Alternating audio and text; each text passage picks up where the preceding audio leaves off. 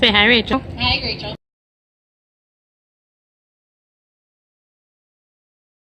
I definitely used to think that diabetes was just like, don't eat cupcakes. Yeah. You know, like, yeah. That's kind of the extent of my knowledge of it. What's the difference between long-acting and fast-acting insulin? I have no idea what this is. Why are both needed? I don't know this either, please. Okay, so, long-acting and fast-acting insulin are both needed more for people that are doing regular injections and that aren't on the insulin pump. So, the fast-acting is, you know, exactly what it sounds like. It goes to work quicker and right away. because it hits almost right away. It takes about 15 minutes and then it peaks after a couple hours. And so, because it works so fast, it's gone faster. Oh, okay. And so, the long-acting insulin is used. You take it once or twice a day, depending on what type you're using. So the insulin that I take is twice a day. So I take it once in the morning, once at night before bed. That's the long-acting? That's the long-acting. And so that it doesn't go to work as fast, so it stays kind of just slowly working to help keep blood sugar in range. And it helps prevent like getting those ketones or whatever from not having insulin in your system. Okay. And then people that are on an insulin pump normally just take the one insulin because they have the insulin inside of the actual pump and it's continuously giving them insulin throughout the day. Whatever they like need. little bits at a time. Oh, okay. So they constantly have the insulin in their system, so Does that cause people to have too much? No, because they kind of have to work with their doctor to figure out how much at certain times they're gonna get. Okay. So when I was on the pump, like from like 2 o'clock to 5 o'clock, I would get a total of like 1.8 units or something. So and it stretches that out throughout that 3 hour period. Hi. Mommy snuggles. Hi, Chloe. Hi. Well, that's good to know. I don't know most of this stuff. I've been trying to like really listen to like the things that you say and whatever, but like it's a lot to remember. Yeah. Well, and also like a lot of this stuff, like it seems common sense when I see the questions that I'm asking you right now, but the reason I've never asked you most of these things is because like I wouldn't have even thought like to ask, like it was I wouldn't even realize to ask any of that, I didn't know any of that existed for the most part, Okay, this is a really good one. What are signs to look for in a child if you think they may be diabetic? Okay, so almost the same as like the high blood sugar symptoms, drinking a lot of water, constantly going to the bathroom, headaches, nausea, vomiting, also constantly being hungry is one of them as well. Okay. Another one is if you smell their breath, even like if they brush their teeth or whatever, if you smell their breath and it smells fruity, that's a sign of like ketones and high blood sugar. Okay. Yeah, wasn't it like it's supposed to smell like strawberries or something? I just know it's like fruity. Yeah. How did your parents find out that you were diabetic? So when my parents found out that I was diabetic, my mom I had been potty trained like during the day for a little while, and then she was gonna start potty training me at night, and so she started doing that. I was doing good, like I was waking up dry and everything, and then I just reached a point where she said that I looked like someone had thrown a bucket of water on me, that I was wetting so bad at night, even with a pull-up on. So I was constantly wet at night, like, and waking up and everything. And then she said that I would drink a whole thing of water or a thing of soda or whatever, and then I'd immediately ask for theirs because I was still thirsty. And then going to the bathroom like every 15 minutes. And it was right after my birthday, so my parents had thrown a birthday party for me at Chuck E. Cheese, and I spent like 75% of the party in the bathroom. I was constantly going to the bathroom. And then I just recently found out too, because I don't obviously remember a lot of this. My dad was saying that we had gone to Disneyland around that time too, and that he kept having to bring me out of lines and stuff to go to the bathroom. Like it was just that bad. Yeah. So that was like mostly that I remember, Uh-huh. those were like the main symptoms that my parents Did they like had noticed. Did they just like take you to the doctor a lot and be like, hey, what's this going on? Is this normal? Da da da. Or like, So they did, like, once it kind of started getting, like, weird, they did take me to the doctor. My mom thought that I just had a bladder infection, or that it was supposedly a bladder infection. And then the doctor was saying, oh, well, it could be stress. And then my mom was like, well, like, what's my 3-year-old going to be stressed about? And then she was going through kind of a hard time at the time, so she thought that I was picking up on it yeah, for her. that's an option. Like, some kids are just stressed even Yeah. as babies. It's not, Yeah. You know. So, but then they did, like, the tests and all that, and we went home and we stopped at like at Tom's Farm, and we had like burgers and like candy. You're and making me want soda so many different things right now. and all this stuff. And so then they like, you know, we went home, and then by the time we got home, they had like 2 or 3 messages on the phone saying, bring me back, bring me to the hospital, because, you know, all this was going on. And then my parents were saying later that they felt bad, like, for stopping at Tom's Farm and like feeding me all this stuff, and like, But they didn't know. It's not like they did it You know. intentionally, so don't feel bad. Yeah. But I get it. Yeah. Dang. Okay, is it difficult to grow up with diabetes, like the strictness wise? For example, not being able to eat certain foods.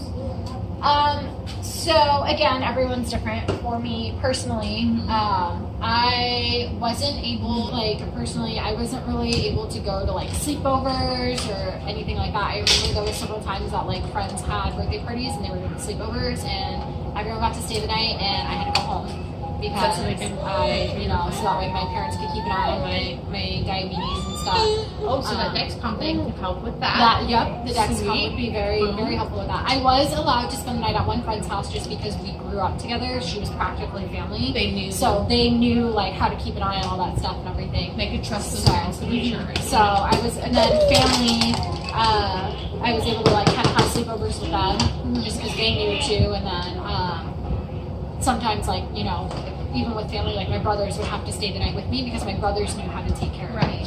Which is really good.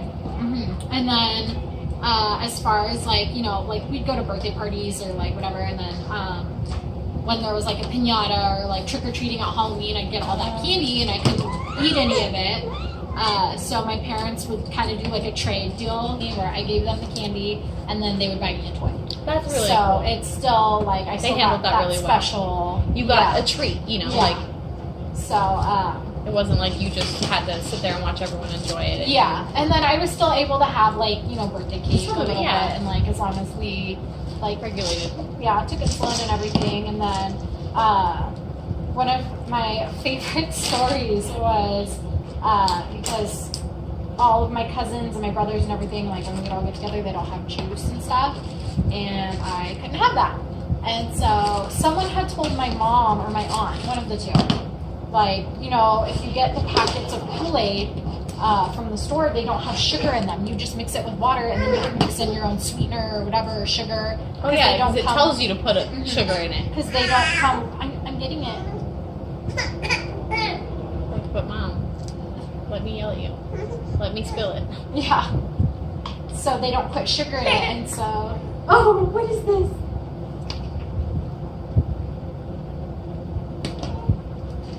Hold on, you need both hands. You little nugget. So they don't, you know. So my mom got them, and her and my aunt made them for me, and they put Splenda in it to sweeten it a little bit. She was just staring at the camera. And when they gave it to me, I guess they stirred it up, they poured it in the cup, and they gave it to me, and I was like, finally, I get to know what Kool-Aid tastes like. Because it had been like years at that point, and I, you know,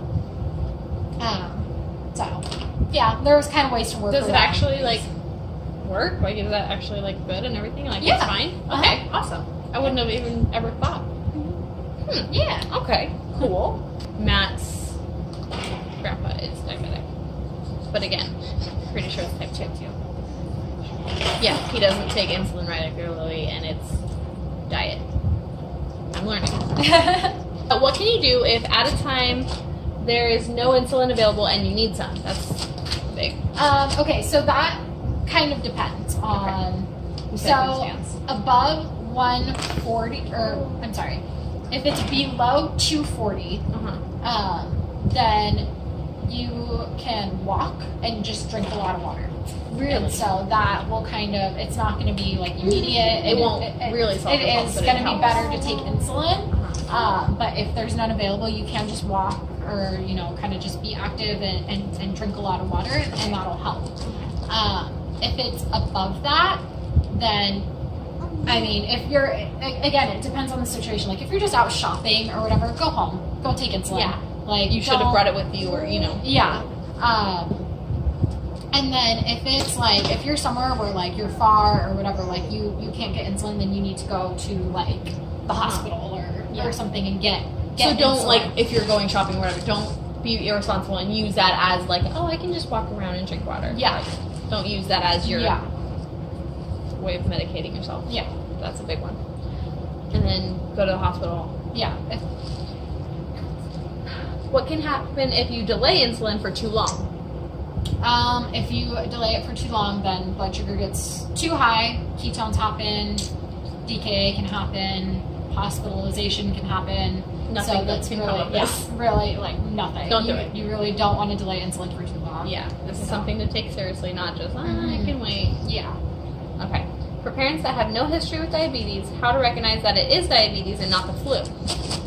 Okay, so this one I did have a little bit of a tough time answering, so I asked some other diabetic families for help answering this one.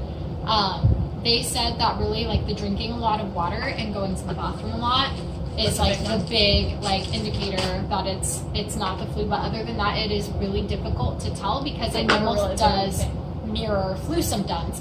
And so another person said that if you're vomiting but you don't have diarrhea, that's another indicator, because if it's a bug, then you know your upper stomach is sick, then the lower stomach. If you don't like kind of like peak and then start getting better, if it just keeps getting worse, then you know it could be diabetes. And so it's one of those things where if you're going to take your kid to the doctor and really you're not sure, just insist that they check their blood sugar too. Yeah, just to be sure and be safe. Yeah. Okay. Yeah. I would have never known that like symptoms mirrored each other. You know, like I would have never connected like diabetes or the flu. I don't know. Like, you know.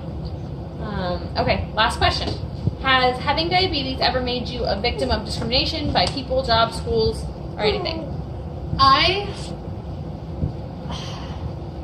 Yes and no. I've never had any like really. No one's ever been like, oh no, you can't do this. Terrible, you're diabetic. Yeah. No, I've never had. Yeah, I've never had any of those issues like you're diabetic, you can't do this or whatever. But it does make working difficult because you never know what's going to happen. Diabetes is one of those diseases where you could do the same exact thing every single day and have different results, because it all depends on like the environment, like you know, lifestyle, like stress, anything can affect, anything can throw it off. Yeah, how you feel. So it does make working, at least for me, it made working for me really difficult because, you know, I can be at work and then I'm like, I'm low, like someone needs to take over this for me, but like, and if it's busy, like that makes things hard. It does, it makes things complicated. And then as like when I was in school, I did have some issues with like teachers and a district nurse at one time in high school. I was sick and I had been sick for a little while. My blood sugar wasn't right. I had ketones, but I couldn't tell like when I was at school because I didn't have to pee, and so I couldn't test. And the district nurse, like when she called my mom, was like, "Oh, just so you know, like she does have a test today." And so it was kind of like I felt like she was accusing me of faking. What? Yeah.